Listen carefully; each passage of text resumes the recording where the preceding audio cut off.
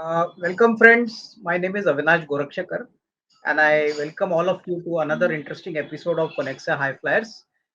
Friends, in these episodes, as all of you are aware, we cover emerging companies from emerging sectors, and we make it a point to talk to the promoters and the top managements of such companies. And this helps us understand, the company's business model, their growth journey, their future growth plans.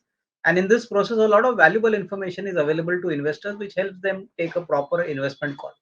And today, friends, we have got a interesting company which operates in the EPC space and which is going to hit the capital markets very soon. The company's name is BR Goyal Infrastructure Limited, and we have the privilege of having the top management team and the promoter, Mr. Yash Goyal, who's the executive director of the company. Yes, ji, thank you hello. for the time. Sir, बहुत बहुत धन्यवाद. And we also have Mr. Dashrath Tomar, who's the CFO of the company. Dashrath ji, आपको भी धन्यवाद. बहुत Thank you for your time. So नमस्कार I'm sir. very confident, sir, in this small interaction, we'll be able to understand, your company's operations in a much better way, and which will help all our investors. Yes sir. Yeah.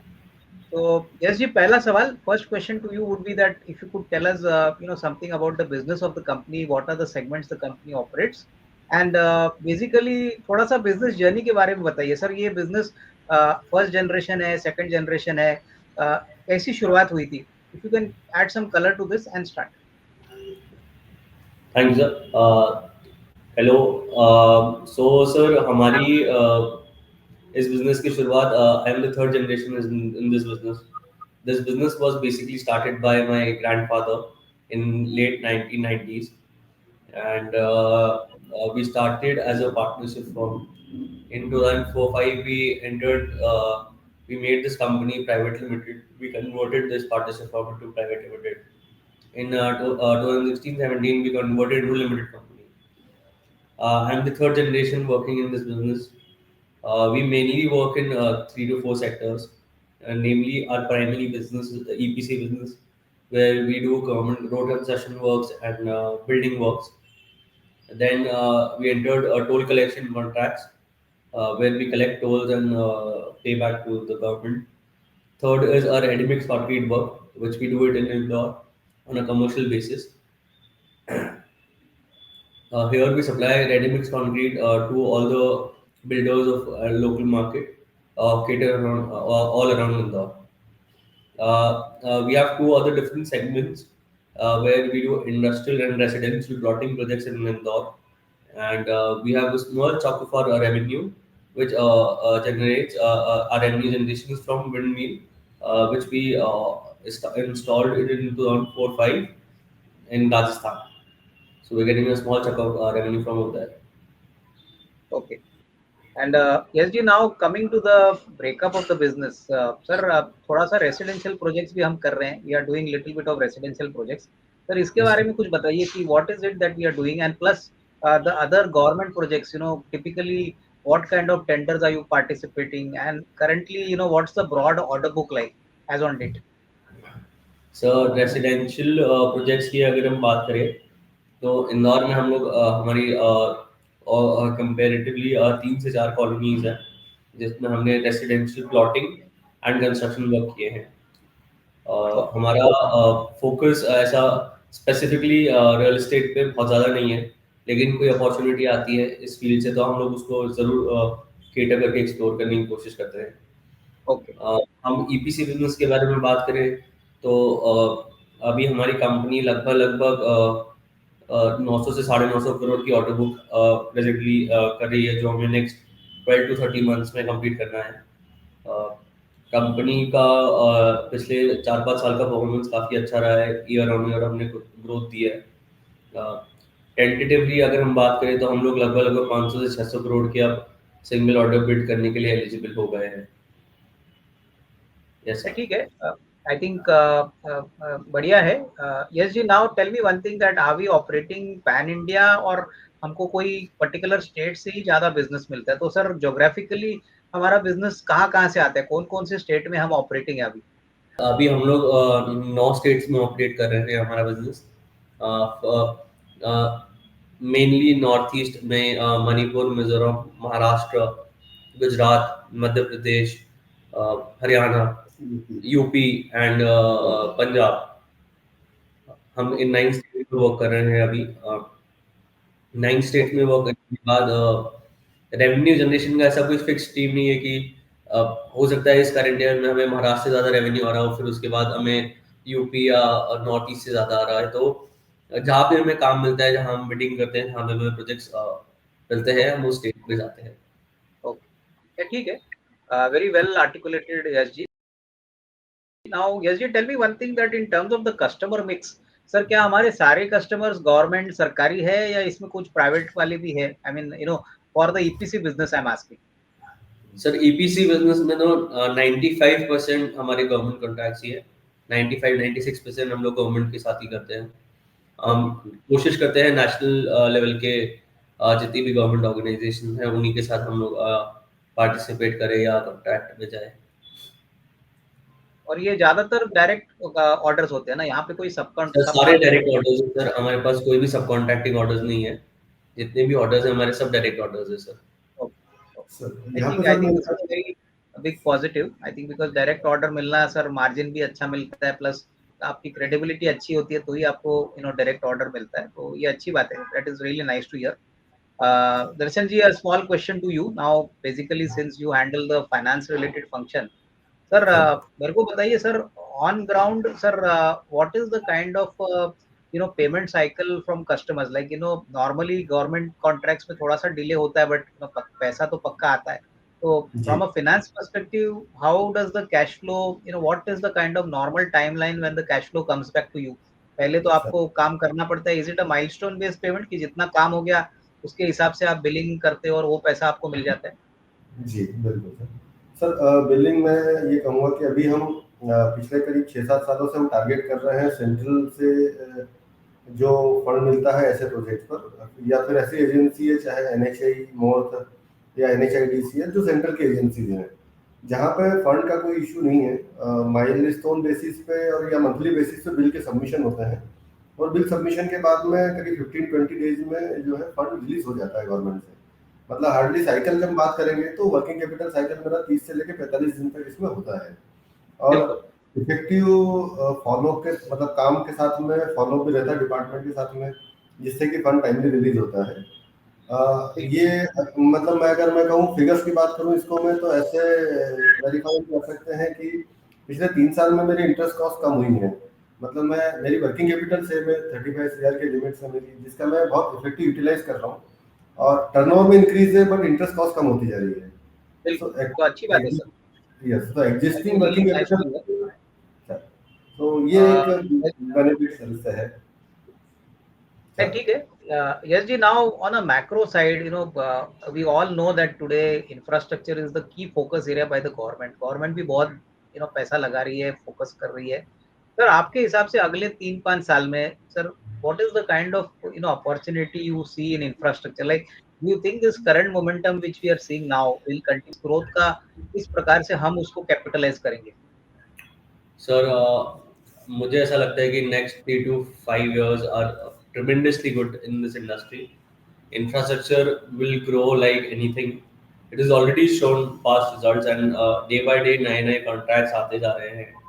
uh, हम लोग भी capital market में enter होने का इसीलिए ही सोच रहे हैं कि हम अब नई अपॉर्चुनिटीज एक्सप्लोर करें हमारे बिजनेस के लिए, क्योंकि हमारा बिजनेस कैपिटल इंसेंटिव बिजनेस है। तो मोर द मेरियर, जितना आप कैपिटल यूज करोगे उतना आपको अपॉर्चुनिटीज मिलेगी। It doesn't matter, it is a matter of fact that इस इंडस्ट्री में कभी भी काम की कोई कमी नहीं हो सकती, whether it be 3 years 5 years और 10 years। तो काम की कोई कमी नहीं है सर, काम करने वालों की कमी है मेरे हिसाब से, ऐसा बिल्कुल। लगता है। सर हम आई टारगेट थिंक कर रहे रनवे बड़ा है। आई थिंक आपने सही कहा, रनवे बहुत बड़ा है, और if you execute things properly then I think the sky is the limit. और या आपकी तो बहुत अच्छी ऑर्डर बुक भी है।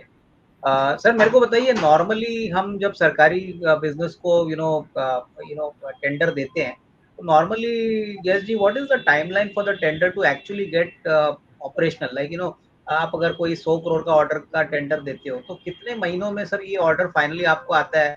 काम किसके ऊपर कब शुरू होता है सर, इसके बारे में कुछ बताइए।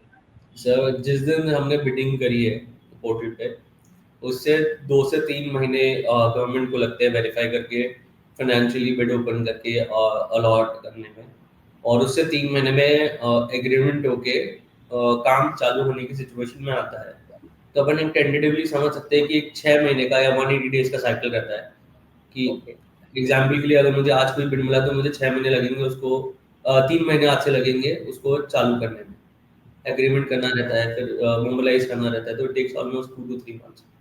Okay Fine, Yes, I sir. think understood. Yes, now tell me one thing. As a EPC companies, we have spoken to many players. Do you follow a strategy where everything is available in house? The equipment, the people, or do you have a asset based strategy कि sir कुछ contract या hire पे आप equipment लेते हो? तो हमारा model किस प्रकार का चलता है सर तो मैं आपको उस चीज में थोड़ा सा एक्सप्लेन करूंगा सर। 3-4 सेगमेंट्स में हम बोलेंगे कि हम किस मॉडल पे वर्क करते हैं in our own company. Sir primary हमारे पास एक्सपीरियंस मैनेजमेंट टीम है, लाइक हमारे जो तीनों full time directors, managing directors या टॉप मैनेजमेंट में सबके पास मिनिमम 30 इयर्स ऑफ एक्सपीरियंस है इस इंडस्ट्री का। सेकंड, ऑलमोस्ट हमारे पास एक कंसोलिडेशन में 600 650 लोगों की टीम है, जिसमें एक्सपर्ट प्रोफेशनल 100-150 है। लगभग लगभग असेट बेस की या प्लांट एंड मशीनरी की बात करें तो आर स्ट्रैटेजी और आर इंटेंशंस आर दैट हमारी जितनी भी इक्विपमेंट्स रहती है वो हम लोग सेल्फ ओन करते हैं, हम लोग लीजिंग पे कम बिलीव करते हैं। तो राइट नाउ अगर हम बात करें तो लगभग लगभग 190 इक्विपमेंट्स का ग्रॉस ब्लॉक हम लोग के पास है। हम लोग इंटरनली सिस्टम ओरिएंटेड काम करते हैं, तो ईआरपी सिस्टम्स या DPR reporting daily and MIS बहुत ज़्यादा फॉलो करते हैं। तो इन सब चीज़ों को कंसोलिडेट करते हैं, तो ये एक हमारी स्ट्रैटेजी में इजी रह जाता है सर। नहीं समझ गया. So basically, please correct me if I'm wrong. So it means yes ji, we are completely integrated. हम हमारा खुद का ही equipment लेके properly उस projects को execute करते हैं. तो we don't depend on somebody else's equipment and then take the project. So that is Yes, the you right. can say that. You Good to can say hear. that. Yes, sir. Sir Yes. एक बात बताइए सर, मोटा मोटी on ground अभी since you are managing the show completely sir, on ground sir अभी demand trends कैसे दिख रहे हैं? अभी ऑलरेडी हम देख रहे थे कि sir first this year has been very good for you, but then now we are now in the month of November without putting a number. Sir आपको क्या लगता है कि करंट ईयर भी पिछले साल के जैसे अच्छा होना चाहिए आपके लिए, यानी at least in terms of top line profitability, without commenting on a number, if you can just tell us what signals are you getting from customers? So I think so. Last year की अगर अभी compare तो लगभग लगभग हमारा top line similar के आसपास या ग्रोइंग स्टेज में रहेगा sir. And bottom line base line की बात करें तो I think so it will be better than last year. उसका प्राइमरी रीजन है सर काम बहुत है। लास्ट एक साल के अंदर काफी इलेक्शंस के कारण टेंडर बिडिंग और वो सब साइकिल स्टॉप हुई थी, तो कम हो गई थी, स्टॉक तो नहीं बोलेंगे, कम कम हो गई थी, तो अभी बिडिंग्स अब वापस से चालू हुई है।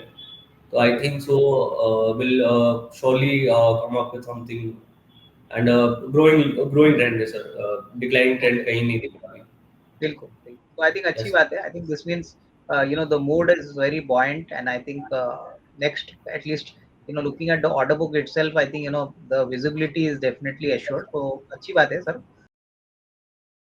सर मेरे को बताइए कि basically in terms of the people management, like in this business, getting the right people is very important. तो आपने कहा कि हमारे पास काफी पुराने लोग हैं, तो सर आप अपने एम्प्लॉयज को कैसे मोटिवेट करते हो? I mean ultimately sir we work in a competitive industry.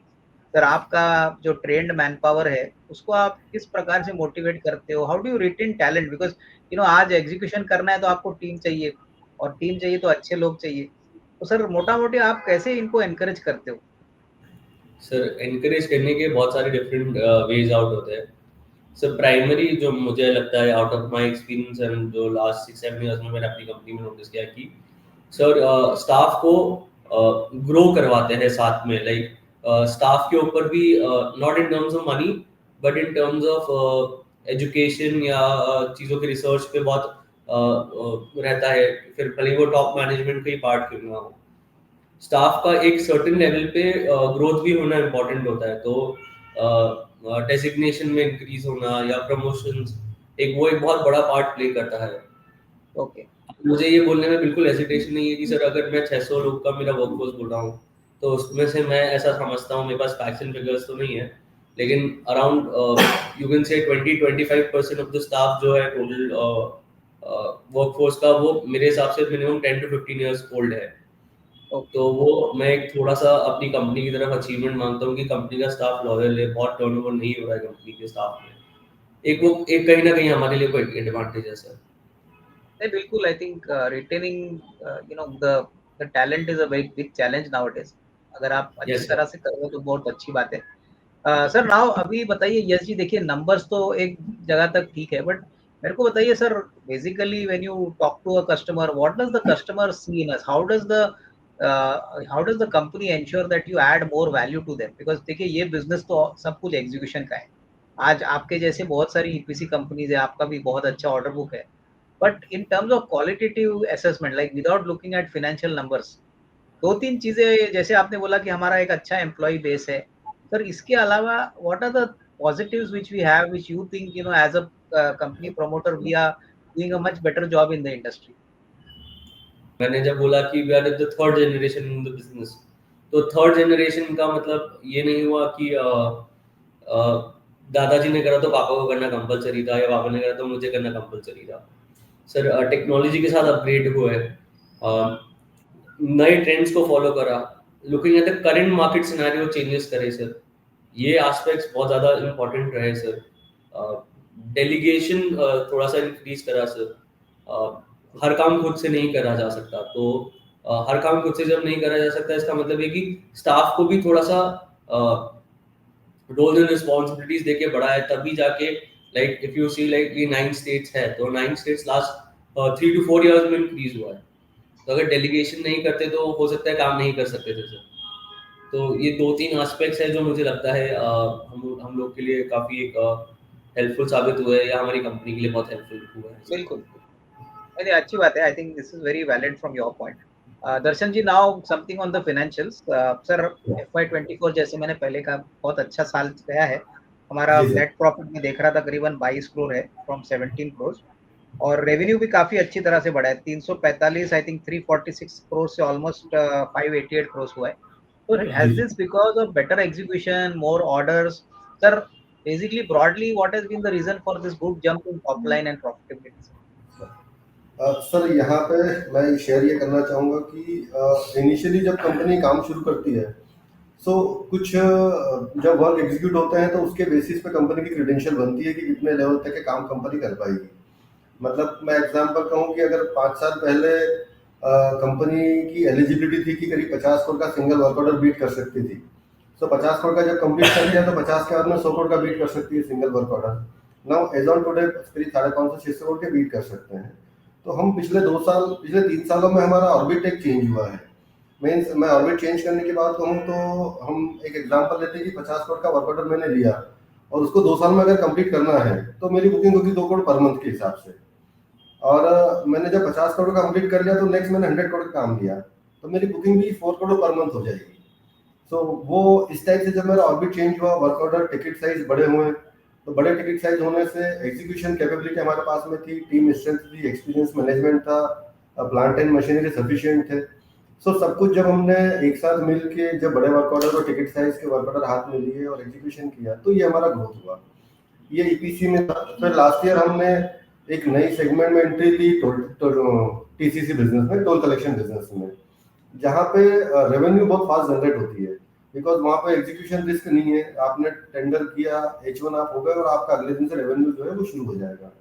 तो जो मेरा लास्ट ईयर फाइनेंशियल 22-23 में 350 करोड़ समथिंग टर्नओवर था, 586 करोड़ टर्नओवर अचीव किया हमने फाइनेंशियल 24 में। एंड सेम इन लाइन जो हम देखता हूँ तो प्रॉफिट में भी मेरा ग्रोथ हुआ है, अराउंड 25 से 30% की ग्रोथ मेरी प्रॉफिट में भी हुई है। तो मेनली रीजन हमारा ये रहे कि हम एक नए सेगमेंट में गए, और दूसरा एक टिकट साइज हमारा ऑर्बिट चेंज हो गया, जिससे कि टिकट साइज बढ़ गए हमारे। सो ये हमारे एग्जीक्यूशन में रहेगा। बिल्कुल सर, मैं देख रहा था दर्शन जी, ये फाइनेंस से रिलेटेड क्वेश्चन है आगे। सर आपका जी अदर इनकम काफी ज्यादा है, 7 करोड़ का अदर इनकम मैं देख रहा था। सर ये क्या है? Does it have sir, any recurring element और वन टाइम कुछ है? सर इसका ब्रेकअप अगर आप दो तो हमको थोड़ा आइडिया मिले। सर ये कि actually other income consist of what sir, क्योंकि काफी बड़ा जी फिगर लग रहा है। सर, अदर इनकम में मेनली कहेंगे तो तीन ब्रेकअप है। एक इंटरेस्ट फ्रॉम बैंक्स और अदर पार्टीज से है। हाँ। दूसरा जो है रेंटल इनकम है। हमारे यहाँ पर कुछ प्रॉपर्टीज हैं, वेयर हाउसेस हमने बनाए हुए हैं, जो कि हमने एक C&F एजेंट है एशियन पेंट्स के, उनको हमने रेंट पे दिया हुआ है। सो लगभग 1.5 CR के आसपास रेवेन्यू वहाँ से जनरेट होता है ये भी। दूसरा, हमने एक LLP फॉर्म हमने इनकॉर्पोरेट की थी। नॉर्थ ईस्ट में हमको एक टेंडर मिला था जिसको एग्जीक्यूट करने के लिए हमने एक LLP फॉर्म की थी, और उस LLP में BROL पार्टनर थी, अदर पार्टनर एक साथ में थे, और वो जो एग्जीक्यूशन किया था वहां से प्रॉफिट शेयरिंग है। सो अच्छा, लगभग जी तो लगभग 3-3.5 करोड़ का जो है प्रॉफिट शेयरिंग है। एग्जीक्यूशन भी कंपनी कर रही है, BROL वहाँ पर भी, ओके बट वो थ्रू पार्टनरशिप फॉर्म कर रहे हैं, LLP के थ्रू कर रहे थे। सो लगभग 3 CR के आसपास प्रॉफिट आया है वहां से, और वहीं से जो वहां पे जो कैपिटल इन्फ्यूज की है वहां से इंटरेस्ट इनकम है।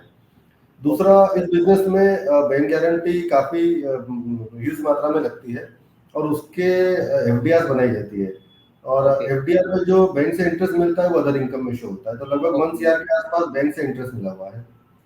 सो ओवरऑल ब्रेकअप में सर ये देखेंगे तो इंटरेस्ट इनकम है लगभग 2 CR के आसपास की, एंड 3 CR के आसपास प्रॉफिट है, 1.5 CR के आसपास जो रेंटल इनकम है। ठीक है, आई जी थिंक बहुत अच्छी तरह से समझा आपने। यस जी, अभी now most important question for today sir, हम कंपनी को पब्लिक इशू को लेके जा रहे हैं। If you can tell us sir, what is the objective of raising money and how much capital are we planning to raise from the market? Sir sir object तो main business करने के लिए है, तो it's a working capital requirement, that is why we are going public. And अगर अपन बात करें कि लाइक व्हाट डू आई से इट, कैपिटल रिक्वायर्ड इसलिए है क्योंकि वर्किंग कैपिटल है, प्लस साथ में एक टेंटेटिव दिखता है कि अगर वर्किंग कैपिटल और ये सब दिखता है तो like how will be grow the business, so it will be around like you can say like 20 to 25% per year का CAGR का ग्रोथ रहेगा कंपनी का। और model change. Largely working capital requirement के लिए हम लोग पब्लिक इशू कर रहे हैं, उसका मतलब? Yes sir, yes sir, yes sir, you can say that. और मेरे को एक बात बताइए Yash ji, I think basically you know our business is working capital intensive, क्योंकि जितना वर्किंग कैपिटल आपको मिलेगा आप रेवेन्यू स्केल अप कर सकते हो। सर मेरे को बताइए, वर्किंग कैपिटल एक बार आपको मिलता है तो can we assume that you know order execution, new orders आप ज्यादा ले सकते हो, और obviously once your revenue increases can we assume that sir margins में थोड़ा बहुत पॉजिटिविटी आ सकती है? Can we say that we can better our you know operating margins if we get a bigger revenue, because 348 has become almost 570 580 crores, so you know already we have a very strong order book. आपने बोला 900 950 करोड़ का order book है, तो top line अगर बढ़ता है तो typically हमारे धंधे में मार्जिन्स यानी ऑपरेटिंग मार्जिन्स भी बढ़ते हैं। Is it possible? सर बिल्कुल पॉसिबल है सर। आज हम लोग हमारा इंटेंशन यही है कि सर वर्किंग कैपिटल रिक्वायरमेंट हमारी फुलफिल होती है, और तो हम लोग फ्यूचर एंडेवर्स में नए प्रोजेक्ट्स ले, हम लोग हमारी ऑर्डर स्केल और साइज अप करें ताकि हम लोग और रेवेन्यू और बेटर रेवेन्यूज जनरेट कर सकें सर। तो ये तो जो आपने बोला वो फैक्ट है सर कि एक्चुअली ये वाली चीज़ होना चाहिए। एंड हम लोग का प्लान कोशिश यही है कि हम लोग इसी चीज़ को आगे एग्जीक्यूट करें सर। अच्छा यश जी, अभी एक you know practical related question है कि जब भी कोई टेंडर आता है तो you know what is the homework done by your in house team to ensure that you all quote the right price? Because see EPC business में sir सबसे बड़ी जो चैलेंज होती है ना कि यू शुड नॉट अंडर पे और यू शुड नॉट ओवर पे। यू नो आपको टेंडरिंग एकदम बैलेंस पे देना है ताकि you know you protect your margins. So, sir, what is the kind of homework done by your team so that you know when you tender for a project, you are confident that you know you'll make decent amount of money from that particular project? Because काफी ऐसी EPC companies है जो मैं जानता हूँ कि sir aggressively bid कर चुकी है, लेकिन बाद में 5 साल के बाद पता चलता है कि सर इसमें कुछ मुनाफा ही नहीं है। I mean you know it was just revenue what they got. तो sir how does the company work? I mean आपका प्लानिंग कैसे होता है? सर हम लोग का प्लानिंग ऐसे होता है सर कि जब कोई भी टेंडर हम सिलेक्ट करते हैं बिड के लिए, so we have a team of say maybe example 5 people 7 people जो स्पेसिफिक प्रोजेक्ट पे वर्क करता है। तो उसके सारे प्रोज एंड कॉन्स, उसके एनवायरमेंटल कंडीशंस, उसके रॉ मटेरियल कंडीशंस, उसके अंदर किस टाइप का वर्क है, what is the scope of work, हम लोग को पूरा अलग अलग 3-4 सेक्टर्स में अलग अलग डिवाइड करके उसको रिसर्च करते हैं। हम लोग फिर देखते हैं कि गवर्नमेंट ने जो बिड बुलाई है, जो कॉस्ट है और जो हमारी वर्किंग आ रही है वो कितने आसपास आ रही है। फिर क्योंकि इतने टाइम से इस इंडस्ट्री में, तो out of experience, out of discussions we come out with like कि हमारी बिड ये आनी चाहिए, ये बिडिंग का कॉस्ट इतना आना चाहिए, लेकिन ये टेंडर किस रेंज में जाएगा। तो उस बेस पे हमारी प्रॉफिटेबिलिटी डिसाइड करते हैं हम लोग। ओके। बहुत सारी बार स्ट्राइक रेट नहीं होता सर, हर हर बिड जो डालते हैं वो मिलना कंपलसरी नहीं है। तो स्ट्राइक रेट पे भी बहुत ज्यादा रहता है sir, and it's a global thing. तो इट इज नॉट लाइक कि मैंने डाला है तो मुझे मिलेगा ही। मेरा हाँ, एनालिसिस हो सकता है कि मैं जिस एंगल से सोच रहा हूँ वो दूसरा उस एंगल से कुछ और सोच रहा हूँ। बिल्कुल। अरे I think understood. Darshan ji, one related question from the financial side. Sir, normally EPC business में रिटेंशन मनी होता है जो प्रोजेक्ट खत्म होने के बाद, नॉर्मली कोई भी सरकारी कस्टमर या बड़ा जो प्लेयर होता है customer, they retain. So normally in our case what is the broad retention money? Is it 5-10%? क्योंकि नॉर्मली यही रेंज चलता है, तो हमारे केस में भी इतना ही है? जी सर, बिल्कुल सही है कि हमारे केस में भी सेम अमाउंट है। 5% जो है वो वर्क ऑर्डर का रिटेंशन मनी होता है, बट उसके साथ एक रिलैक्सेशन भी है कि काम कंप्लीट होने के बाद में हम बैंक गारंटी सबमिट करके रिटेंशन मनी रिलीज करवा सकते हैं। ओके। Almost okay. 90% कॉन्ट्रैक्ट में अब ये क्लॉज आने लग गया है। ओके। अदरवाइज में वो एक डिफेक्ट लायबिलिटी पीरियड खत्म होने के बाद में रिलीज होता है, 5 ईयर 7 ईयर के बाद होता है, बट बीजी के सामने रिलीज कर देते हैं। ओके। जी सर। अच्छा दर्शन जी, एक बात बताइए, एज्यूम करिए अगर आपने प्रोजेक्ट टाइम के पहले डिलीवर कर दिया, तो सर जी हमारे सर। इंडस्ट्री में कोई इंसेंटिव है या बेसिकली जी sir. They only give you more new orders? I mean कोई फाइनेंशियल इंसेंटिव मिलता नहीं है sir? Sir how does it ये वर्क? सर ईपीसी बिजनेस में मैक्सिमम कॉन्ट्रैक्ट्स में बोनस क्लॉज और इंसेंटिव क्लॉज होता है।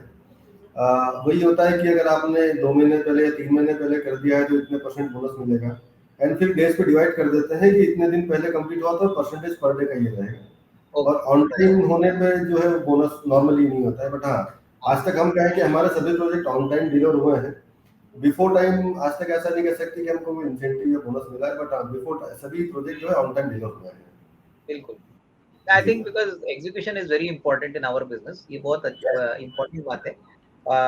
यस जी, आखिरी सवाल which is very important from a risk management point of view. Sir, we have seen COVID, which was one of the biggest disasters, but sir अभी तो economy has again come back on the track. Sir मेरे को बताइए, हमारे business में सबसे बड़ा risk क्या है? Like is it execution? Is it like you got to quote the right price for the tender? people management, like अच्छे लोग हमारे साथ होने चाहिए, और नहीं तो गवर्नमेंट पॉलिसी चेंज अगर हो गई तो सर इसमें से सबसे बड़ा बिजनेस वेरिएबल क्या है? कि हमारा धंधा, ऑर्डर बुक तो काफी है, लेकिन इस ऑर्डर बुक को सस्टेन करने के लिए और बड़ा बनने के लिए what is the most important risk which you always have to monitor? Sir regular, मतलब मैं उसको ऐसे एक्सप्लेन करूँ कि if you are not regular at your work, से मेरे पास 9 स्टेट्स में काम कर रहा हूँ या मेरे पास एक स्टेट में काम कर रहा हूँ, लेकिन अगर मैं साइट पे रेगुलर टच बना के और साइट पे रेगुलरली टाइमली जाके एग्जीक्यूशन फिजिकली और वो नहीं देख रहा हूँ, तो वो मेरे लिए सबसे बड़ा रिस्क है सर।